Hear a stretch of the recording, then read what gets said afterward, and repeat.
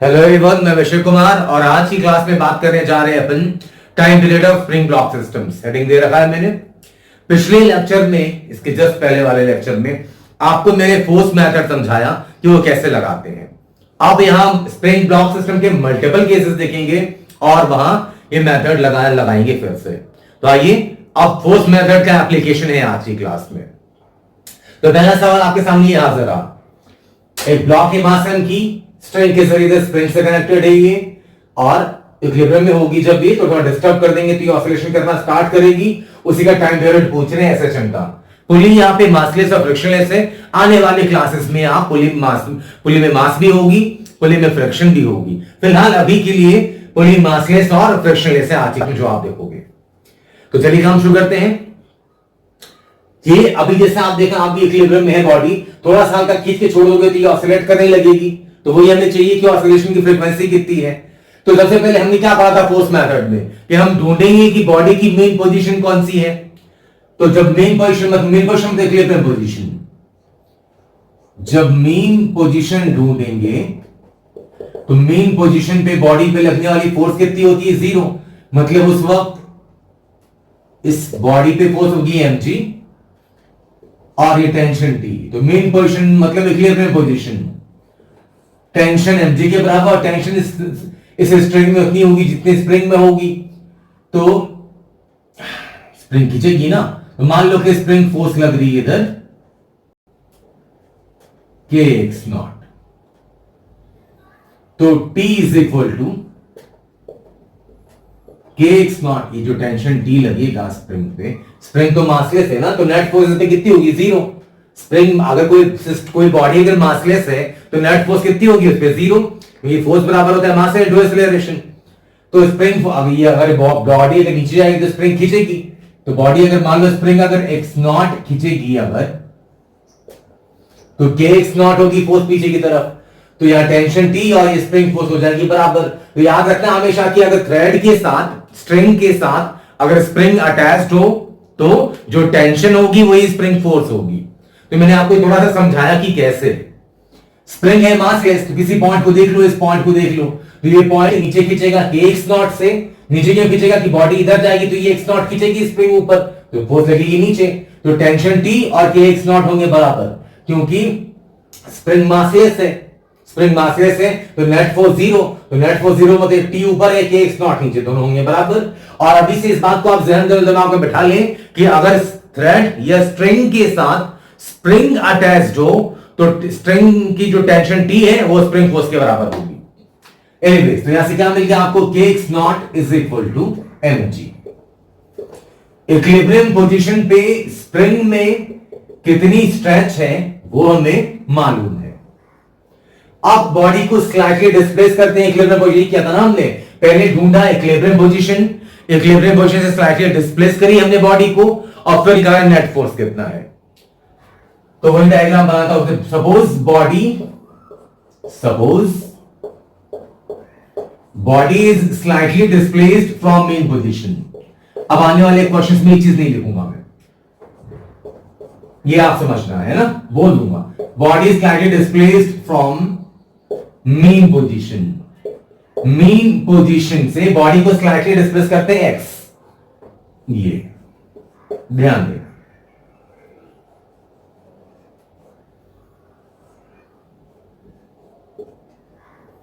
ये x नीचे खींच दिया हमने, थोड़ा सा डिस्प्लेस कर दिया नीचे। तो mg तो फोर्स लग रही होगी, लेकिन अगर आप इसे खींचोगे तो स्प्रिंग की फोर्स चेंज हो जाएगी, स्प्रिंग ज्यादा खींच जाएगी। स्प्रिंग आप कितना खींचेगी? ये कितना जाएगी ऊपर? x0 तो पहले खींची हुई थी इक्विलिब्रियम पोजीशन पे, x अगर आपने खींचा तो x0 प्लस x खींच गई यहां पे, मतलब स्प्रिंग फोर्स नीचे की तरफ कितनी आ गई होगी? ये नीचे दिखा देता हूं एरो करके। ये स्प्रिंग फोर्स आ गई होगी k x0 प्लस x। तो स्प्रिंग फोर्स चेंज हो जाएगी तो जाहिर है टेंशन भी चेंज हो जाएगी, T डैश, है ना। बोला ना कि थ्रेड और स्प्रिंग अटैच्ड होंगे तो थ्रेड का टेंशन और स्प्रिंग की फोर्स दोनों होती है बराबर, क्योंकि स्प्रिंग मासेस मान के चलते हैं अपन, थ्रेड मासेस मान के चलते हैं। ध्यान देना। तो जैसे आपने खींचा तो स्प्रिंग की थ्रेड की टेंशन भी बदल गई, यहां से net force net force body पे कितनी होगी? Net force T dash minus MG लिखेंगे, एमजी माइनस टी डैश, हम लिखेंगे एमजी माइनस टी डैश, क्योंकि जिधर आपने डिस्प्लेस किया है उधर ही फोर्स इवोल्यूट करते हैं अपन। तो m g minus T dash, net force बराबर मास इनटू एक्सीलरेशन।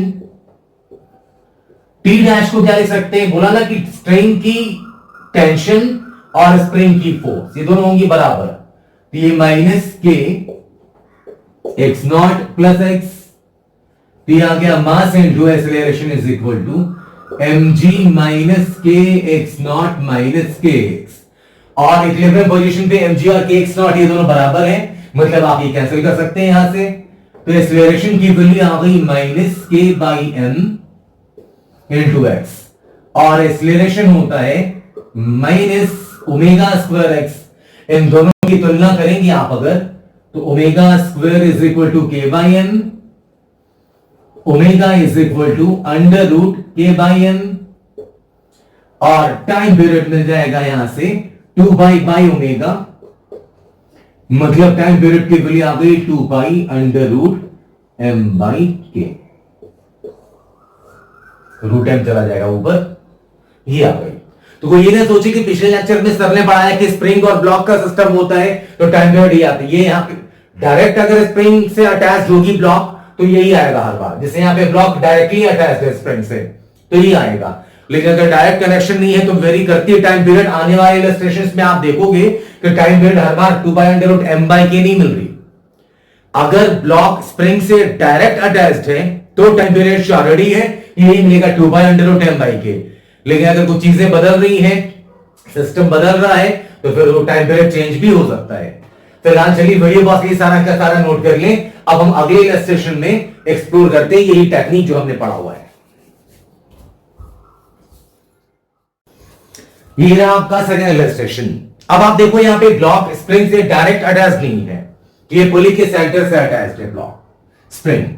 ये ब्लॉक पुली से डायरेक्ट अटैच नहीं है, तो जो रटने वाले लोग हैं वो डायरेक्ट लिख के चले जाएं कि टाइम पीरियड होगी 2 pi under root m by k, तो सवाल गलत हो जाएगा।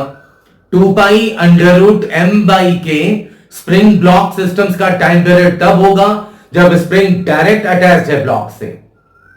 अब यहां देखते हैं क्या होगा। तो पहले इक्विलिब्रियम पोजीशन ढूंढने आ जाओ। इक्विलिब्रियम पोजीशन T टेंशन और ये mg, तो पुली पे नीचे की तरफ ये T, यहां से भी T, और ये स्प्रिंग फोर्स लग जाएगी ऊपर की तरफ, मान लेते हैं ये x नॉट, ये x नॉट खिंच गई नीचे तो ये k x नॉट, ठीक है। तो मेन पोजीशन पहले ढूंढा।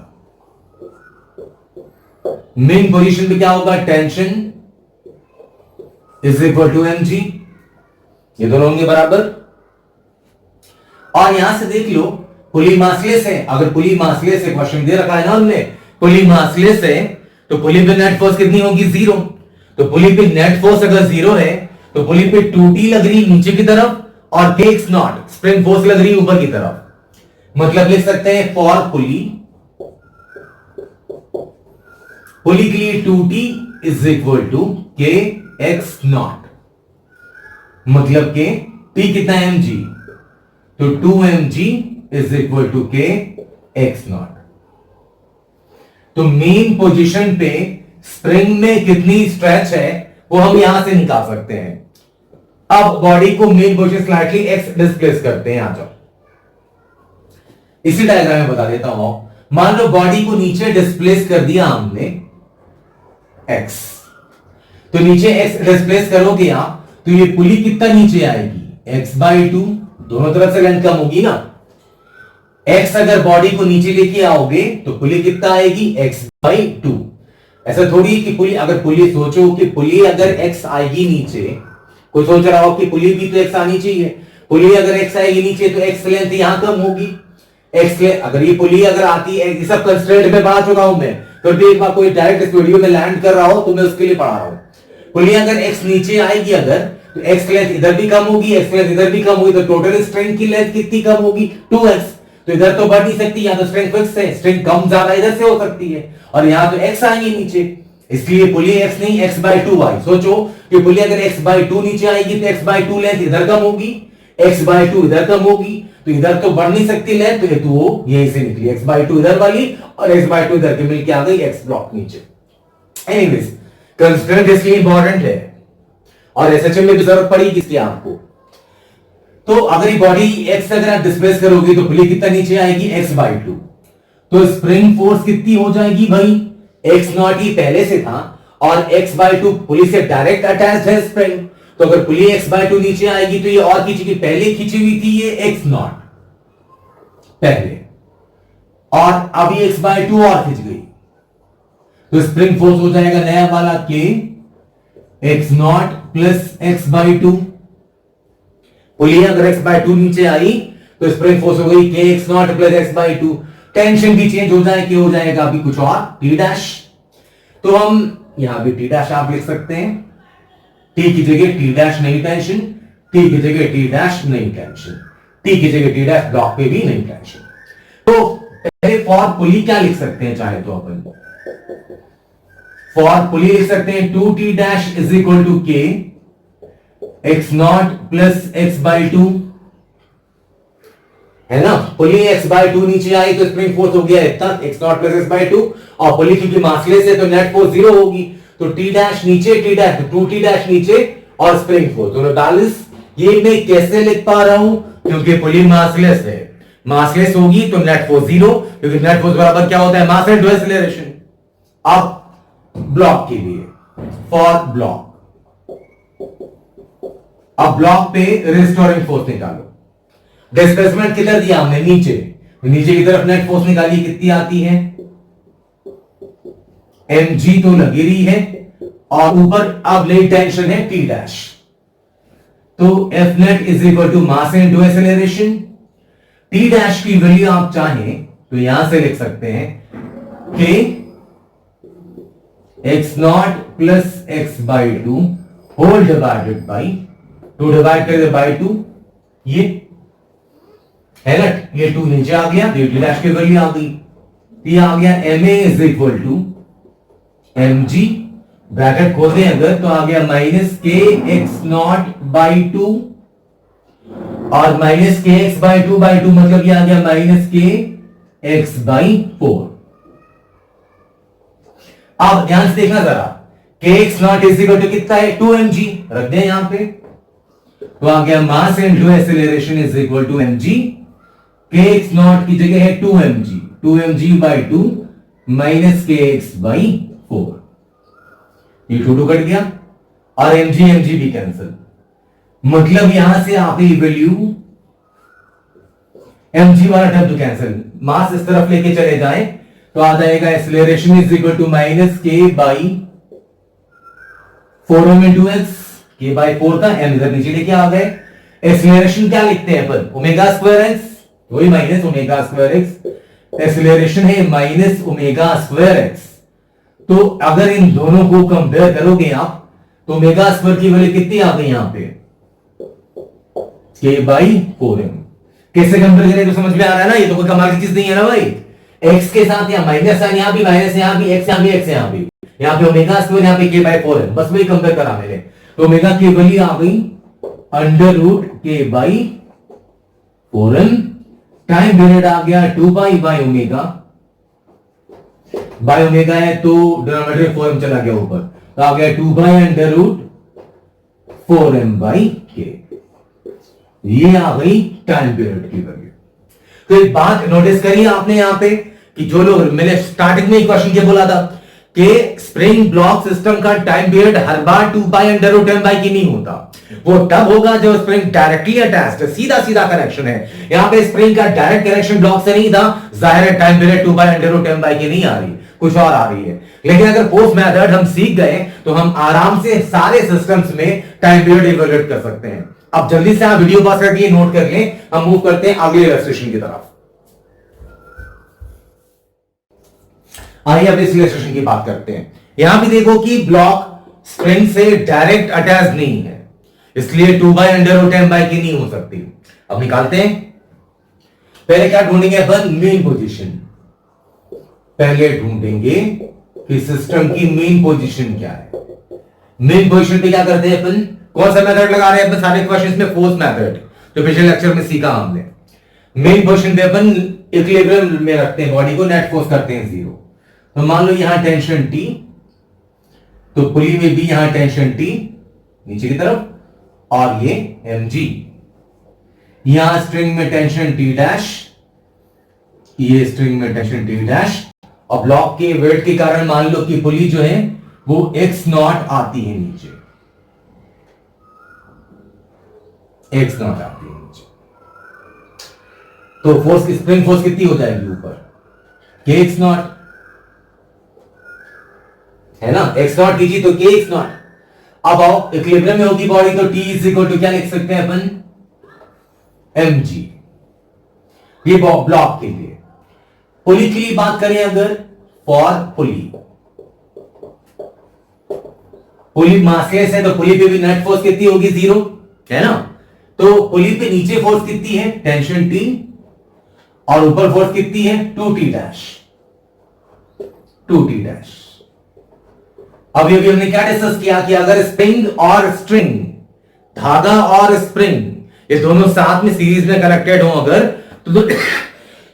तो थ्रेड में टेंशन और स्प्रिंग फोर्स होती है बराबर, और टी डैश बराबर, ये टी डैश जो है वो के एक्स नॉट के बराबर होगा, है ना। तो टी डैश को लिख सकते हैं के x not.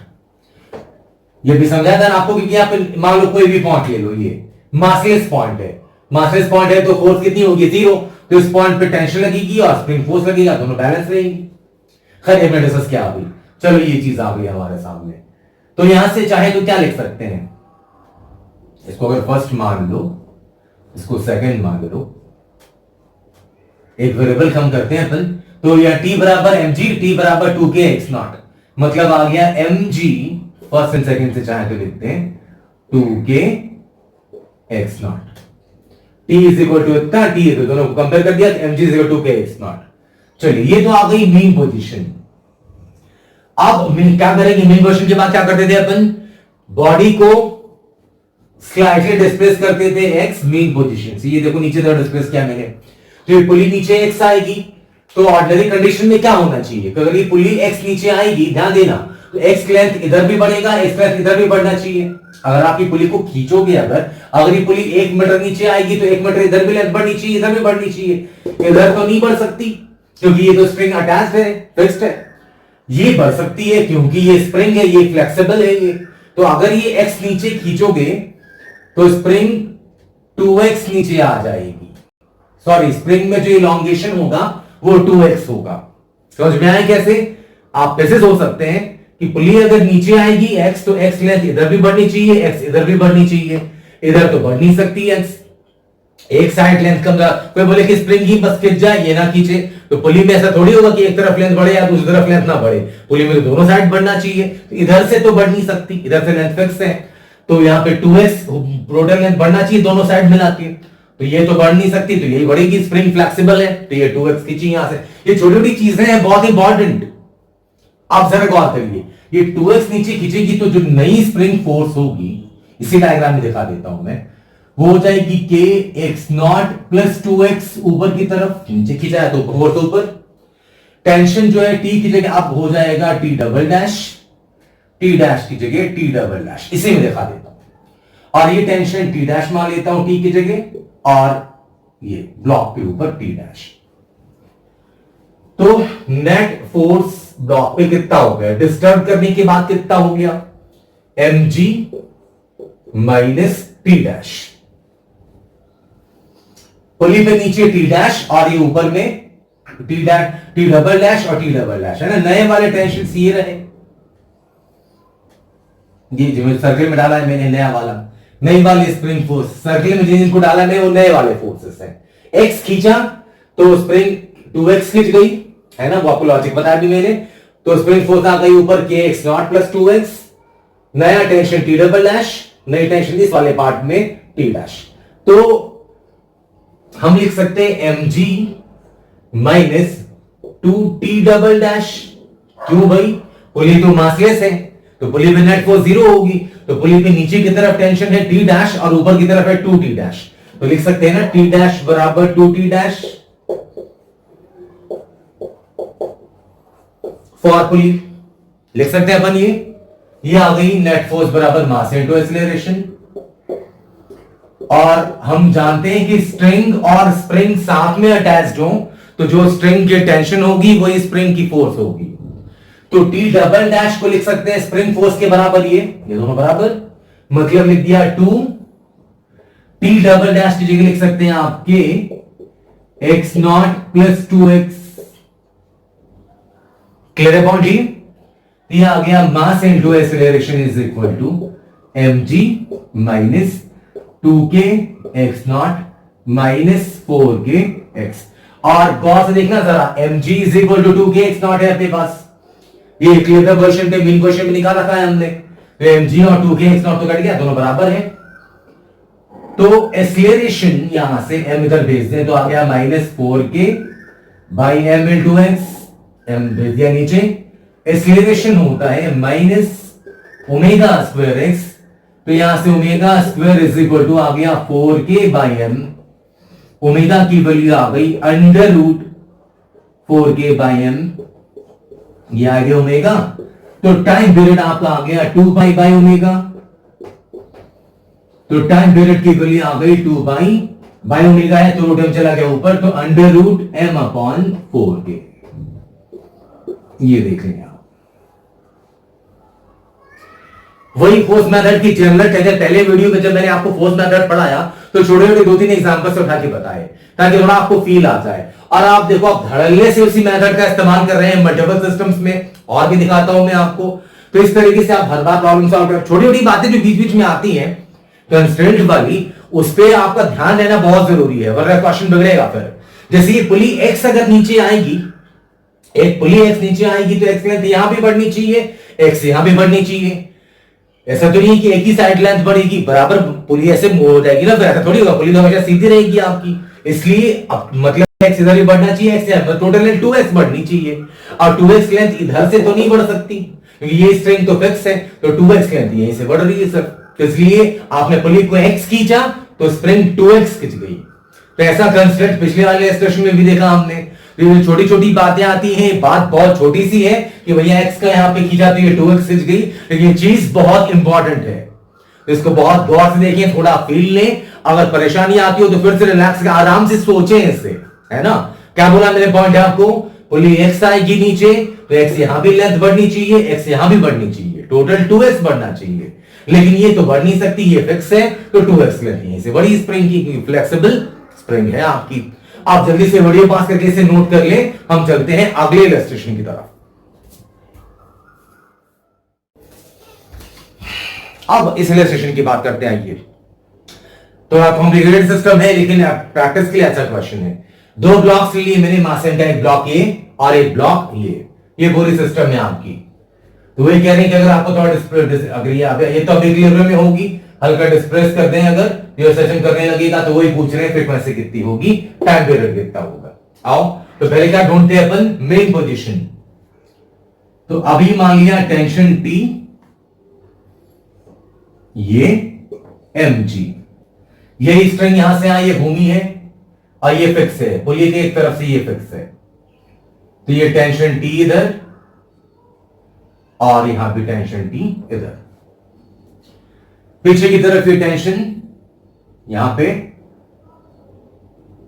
T dash, block पे भी आगे की तरफ ये T डैश। ये ब्लॉक खींचेगा तो स्प्रिंग मान लो आगे x नॉट खींची तो स्प्रिंग पे फोर्स पीछे के x नॉट। तो इक्विलिब्रियम क्वेश्चन पहले दिखा दीजिए, है ना। तो आओ मेन क्वेश्चन ढूंढते हैं। मेन क्वेश्चन वही इक्विलिब्रियम या मीन, एक ही बात है। मेन पोजीशन पहले हम देखते हैं कि मेन पोजीशन में हालात कैसे हैं। तो इन दोनों की फोर्सेस बैलेंस कर लें तो T is equal to mg, ठीक है। इस ब्लॉक पे बात करें, अच्छा पुली पे बात करें अगर, तो पुली तो मासलेस मान के चल रहे हैं ना अपन, तो पुली पे नेट फोर्स कितनी, 0, इधर से 2t इधर से t डैश, मतलब लिख सकते हैं t डैश बराबर 2t, t डैश इधर की जगह पुली और 2t इस तरफ है, तो नेट फोर्स 0 बराबर कर दिया। ब्लॉक पे बैलेंस करोगे फोर्स इस वाले पर, तो t dash is equal to t dash आगे, kx नॉट पीछे, तो इज इक्वल टू 2kx0। तो t डैश जो है वो है 2t के बराबर। तो 2t is equal to 2kx0 क्यों लिख रहा हूं मैं, सिर्फ kx0 लिखना चाहिए ना मुझे, t डैश और kx0। तो t डैश बराबर kx0, तो t डैश की जगह पे 2t है, तो 2t is equal to kx0 और t इज इक्वल टू कितना है mg, वो आ गया 2mg is equal to kx0। इस इक्वेशन की पढ़ सकती है हमें जरूरत, ये आप देख लें। मेन पोजीशन ढूंढ लिया, मेन पोजीशन पे फोर्सेस बैलेंस कर रही है। यहां पे t is equal to mg, 2t बराबर t डैश, देख लो आप 2t is equal t dash, और ब्लॉक के लिए t डैश आ गया kx0 पीछे, तो t डैश बराबर kx0। t डैश की जगह पे 2t था तो 2t is equal to kx0, t की जगह पे mg था तो 2mg is equal to kx0। अब क्या करेंगे, मेन पोजीशन से x डिस्प्लेस करेंगे। ध्यान देना, मेन पोजीशन से x अगर डिस्प्लेस करोगे आप तो ये पुली कितना जाएगी, यहां से आगे पुली जाएगी आगे x/2, ये डिस्कस किया हमने, है ना।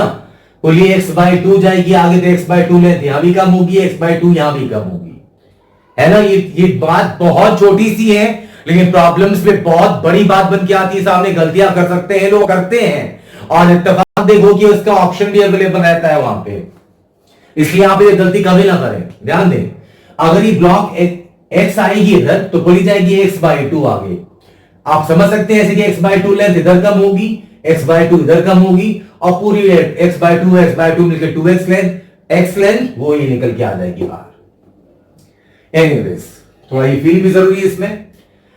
अच्छा, तो अगर ये x नीचे करेंगे तो ये x/2 जाएगी, पुली x/2 गई तो ये ब्लॉक भी x/2 जाएगी आगे, मतलब ये स्प्रिंग भी जाएगी, ब्लॉक से सीधा अटैच्ड है स्प्रिंग, मतलब स्प्रिंग भी x/2 आगे खींचेगी।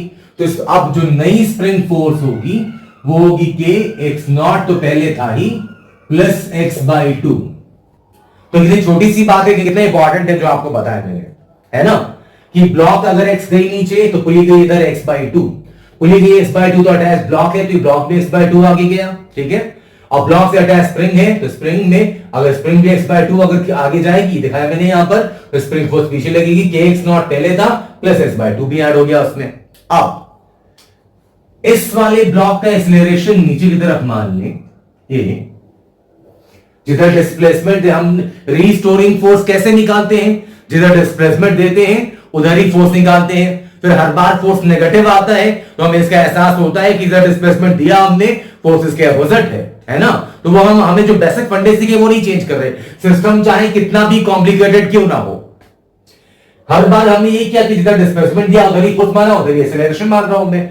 अब वो नेगेटिव आएगा मुझे पता है, क्योंकि नेगेटिव आएगा तभी हमें पता चलेगा कि एक्सीलरेशन नीचे ना हो कि ऊपर है, और कॉमन सेंस भी कहता है नीचे लेके छोड़ोगे तो बॉडी ऊपर ही भागेगी। एनीवेज, अगर इसका एक्सीलरेशन ये होगा तो इस वाले ब्लॉक का एक्सीलरेशन होगा a/2। कैसे भाई, आप ही बता सकते हैं। ब्लॉक पे टेंशन कितनी लग रही है, 2t, t डैश है ना। अच्छा, अब तो टेंशन की वैल्यू चेंज होंगी, चलो निकाल देता हूं मैं। अब स्ट्रिंग में नई टेंशन t डैश तो यूज कर चुका हूं मैं, तो यहां t डबल डैश ले लेता हूं, t डबल डैश। ये पूरा घूम किधर आ गए, तो t डबल डैश यहां पे भी, t डबल डैश यहां पे भी, सर्कल डाल देता हूं। सर्कल मतलब जो नई टेंशन है, ये नई वाली टेंशन t डबल डैश, इस तरफ नई टेंशन t ट्रिपल डैश, ये तो ब्लॉक पे भी आगे की तरफ जगह नहीं दिख रहा मुझे, तो ये लिख देता हूं इधर, आगे की तरफ t ट्रिपल डैश। देखो, पुली की बात करें अगर, तो पुली तो हमेशा बैलेंस होगी फोर्स पुली पे, पुली मासलेस है तो नेट फोर्स पुली पे हमेशा 0 होगा। तो देखो आप, पुली पे t ट्रिपल डैश पीछे और t डबल डैश आगे, तो t triple dash is equal to 2t double dash, है ना। अब जरा देखिए, जो पुली है वो जितना पुली पे टेंशन उतना ही ब्लॉक पे भी टेंशन है। t ट्रिपल डैश यहां से यहां तक की बात कर रहा हूं मैं, यहां से यहां स्ट्रिंग में पहले टेंशन थी t डबल t डैश, अब हो गई t ट्रिपल डैश, तो वही ब्लॉक पे लग रही है। इसका एक्सीलरेशन a, तो इस ब्लॉक का a/2 कैसे लिखा मैंने, ये कंस्ट्रेंट है इसके पीछे। मैं बार बार इस लेक्चर में बोला है, कंस्ट्रेंट बहुत इंपॉर्टेंट है। आप उसको बहुत ध्यान से पढ़े रखना, हर जगह इस्तेमाल करते हैं अपन, यहां पे तो बहुत इस्तेमाल देख रहे हैं आप। कंस्ट्रेंट में वैसे तो मैंने आपको लॉजिकली सब चीजें पढ़ाई थी उधर, कंस्ट्रेंट का एक वीडियो भी पढ़ा है अलग से, Newton's law of motion and friction में, अगर आपने नहीं पढ़ा आप डायरेक्ट इस वीडियो में आ रहे हैं तो वो रेफर करें।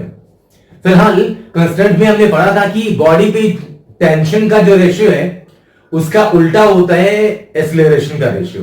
कॉमन सेंस है यार, ये अगर x नीचे आया तो ये x/2 आगे गया, तो सेम टाइम में जितनी डिस्प्लेसमेंट इसकी उसकी आधी डिस्प्लेसमेंट इसकी है, तो जितना एक्सेलरेशन का होगा उसका आधा एक्सेलरेशन का होगा।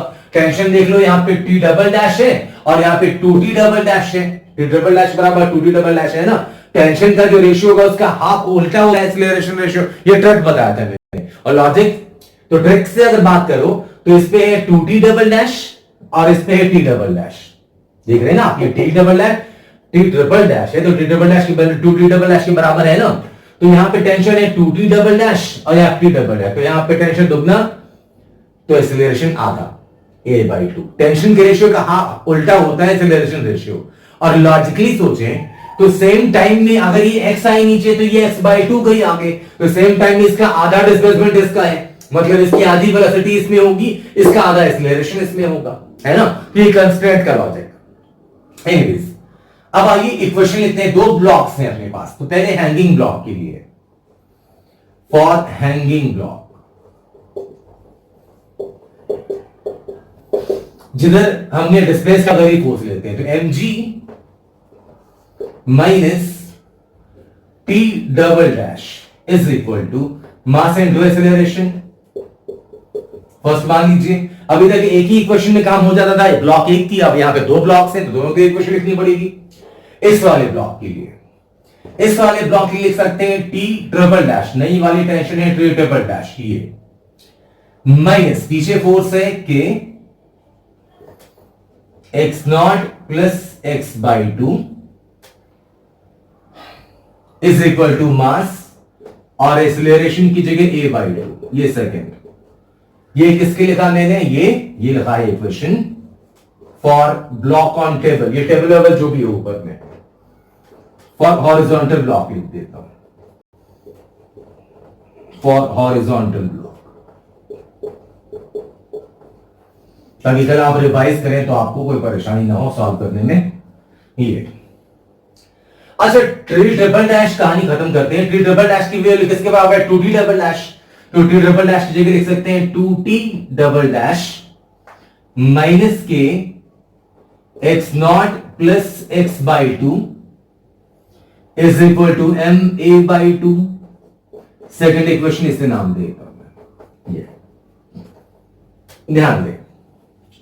तो हैंगिंग ब्लॉक के लिए आ गया mg minus t double dash is equal to mass into acceleration, और हॉरिजॉन्टल ब्लॉक के लिए आ गया t ट्रिपल डैश माइनस जो स्प्रिंग फोर्स है बराबर मास इनटू एक्सेलरेशन a/2। ये और t ट्रिपल डैश की वैल्यू है 2t डबल डैश, तो वो लिख दिया मैंने यहां पे। तो मैं काम करता हूं, इसे इस तरफ लिख देता हूं ताकि आपको अच्छे से नजर आए। ये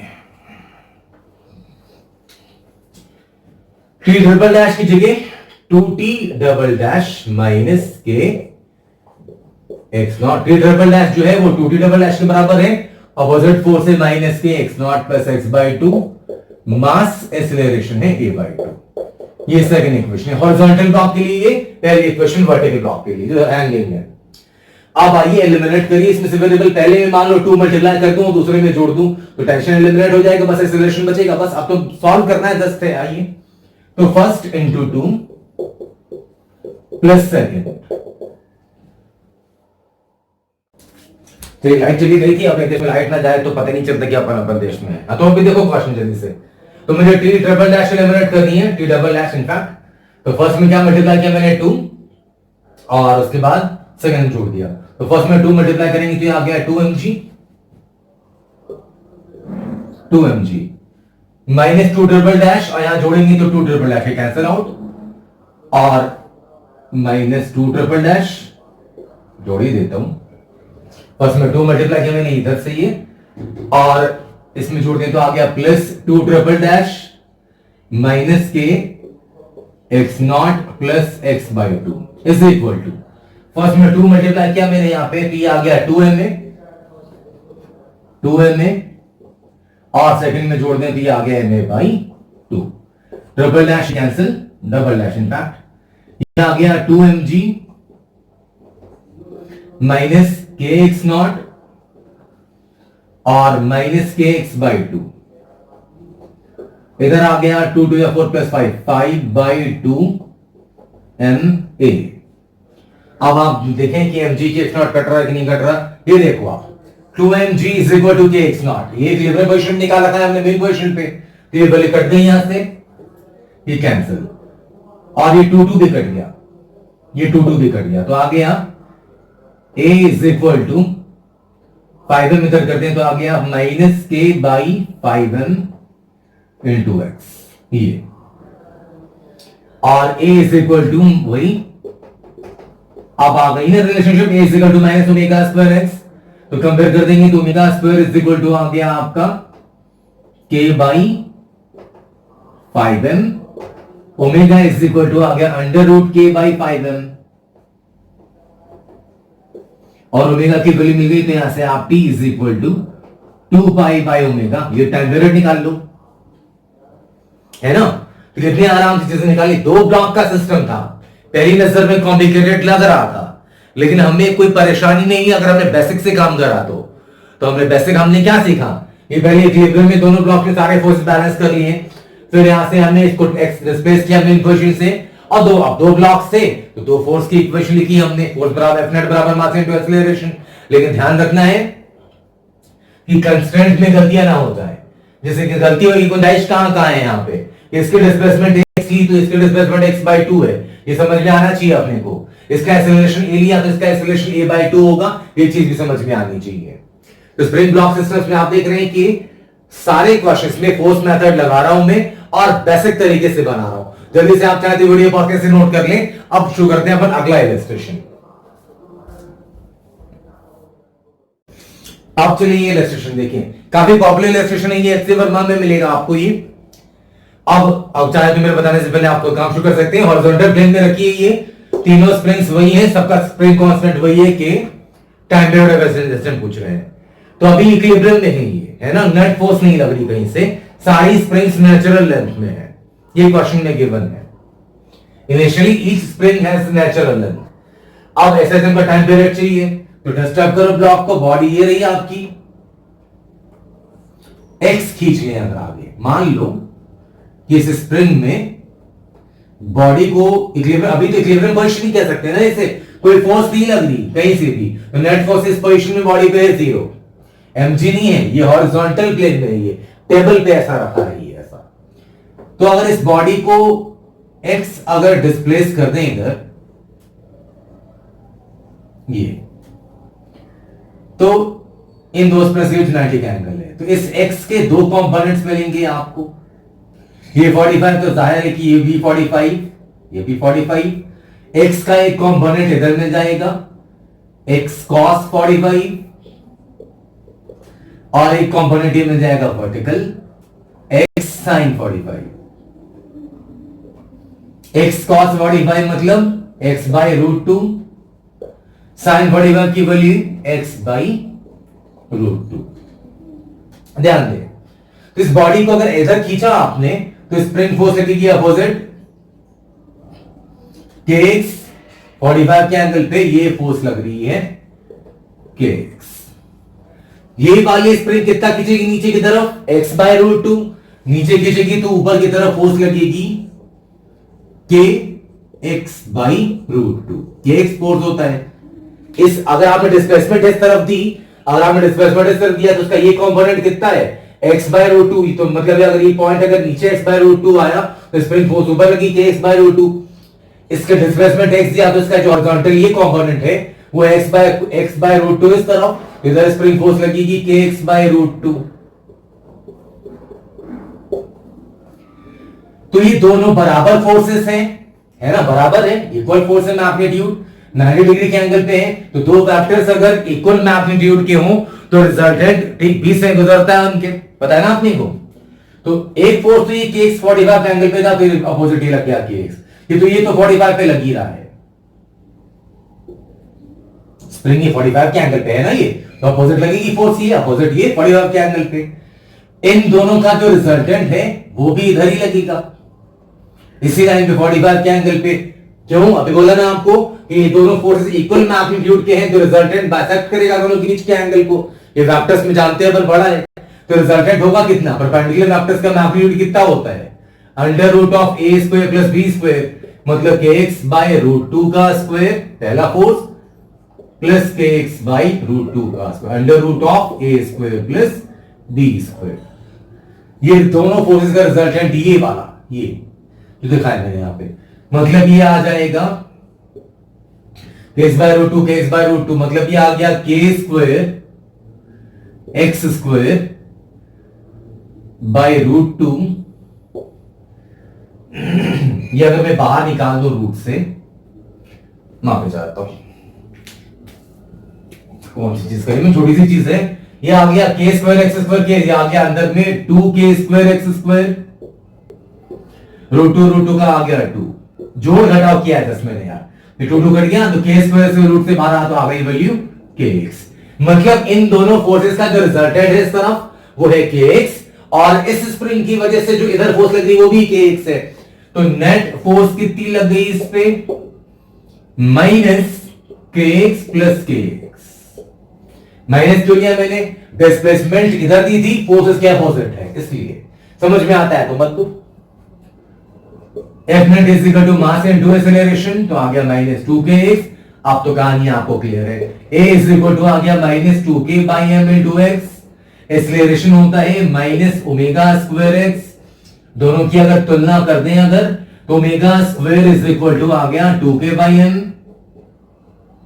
ओमेगा इज इक्वल टू आ गया under root of 2 k by m, और ओमेगा की वैल्यू निकल गई अगर, तो टाइम पीरियड आ गया 2 पाई बाई ओमेगा, मतलब 2 पाई बाई ओमेगा आ गया, रूट एम चला गया ऊपर तो m बाई 2 के, ये आ गई टाइम पीरियड।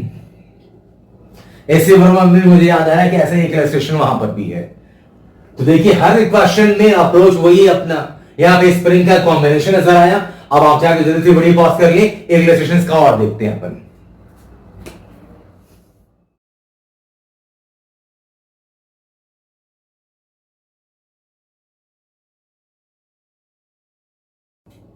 अब आप ये प्रॉब्लम देखिए, ये आपको जाना पहचाना सा नजर आ रहा होगा। पिछले लेक्चर्स में मैंने आपको कॉम्बिनेशन ऑफ स्प्रिंग्स पढ़ाए थे। अब आप देखिए उसका इस्तेमाल, ये स्प्रिंग का कैसा कॉम्बिनेशन है, पैरेलल कॉम्बिनेशन ऑफ स्प्रिंग के वीडियो में ऑलरेडी बना चुका हूं। पैरेलल का फॉर्मूला और सीरीज का दोनों बता चुका हूं आपको। ये कॉम्बिनेशन कैसा है, सीरीज, कोई परेशानी की बात ही नहीं है। स्प्रिंग डायरेक्ट है, अटैच्ड है। तो स्प्रिंग अगर डायरेक्ट ब्लॉक से अटैच्ड हो तो टाइम पीरियड कितनी होती है, 2 by under root m by k. आज भी देखा और फोर्स मेथड वाले वीडियो में भी देख चुके हैं अपन, है ना। तो m by k, 2 by under root m by k. अगर स्प्रिंग डायरेक्ट अटैच्ड हो ब्लॉक से तो time period 2 by under root m by k, लेकिन यहां तो एक से ज्यादा स्प्रिंग्स हैं।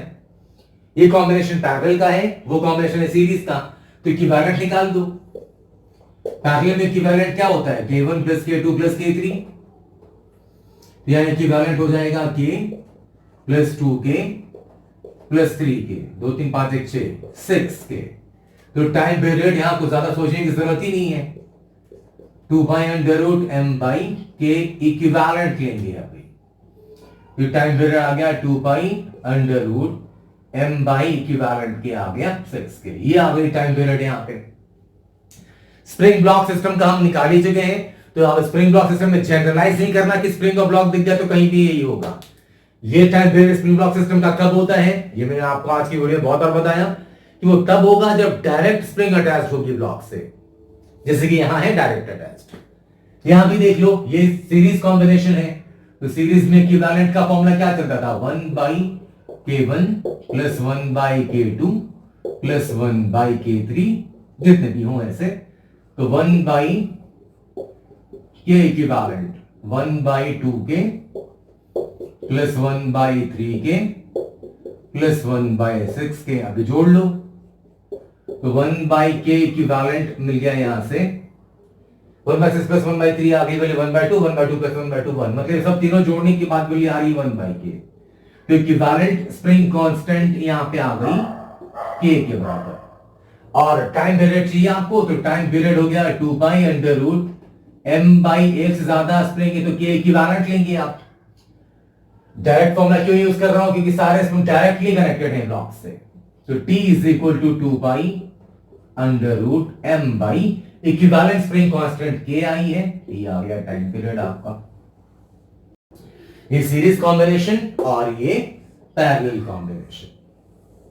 तो सीरीज पैरेलल के डायरेक्ट क्वेश्चन आ जाए तो ये आपके क्वेश्चन नसीबी, ठीक है, आसान होता है, डायरेक्ट हिट करने वाला होता है हर पेपर में। लेकिन कुछ क्वेश्चंस ऐसे होते हैं जो सबके लिए होते हैं कि सब लोग बना सकें, तो उन क्वेश्चंस की कैटेगरी में है ये सीरीज पैरेलल के जो डायरेक्ट क्वेश्चंस हैं। तो चलिए स्प्रिंग ब्लॉक सिस्टम्स के मल्टीपल केसेस उठाए मैंने। आई होप कि आपको चीजें समझ में आई होंगी। इस पूरे एनालिसिस में, पूरे स्प्रिंग ब्लॉक सिस्टम्स में जितने सारे आपको दिखाए मैंने, सब में मैंने फोर्स मेथड इस्तेमाल करा है और उम्मीद करता हूं कि फोर्स मेथड आपको अब अच्छे से क्लियर हो गया होगा। आप सीख गए होंगे कि फोर्स मेथड लगा के हम कैसे अलग अलग सिस्टम्स में टाइम पीरियड इवैल्यूएट करें। अगर अभी भी किसी किस्म की परेशानी हो तो मुझे फीडबैक कमेंट से मुझे बताएं, मैं डेफिनेटली रेस्पॉन्ड करूंगा। तो मिलते हैं अगले क्लास में नए टॉपिक के साथ। Thank you so much. जय हिंद, जय भारत।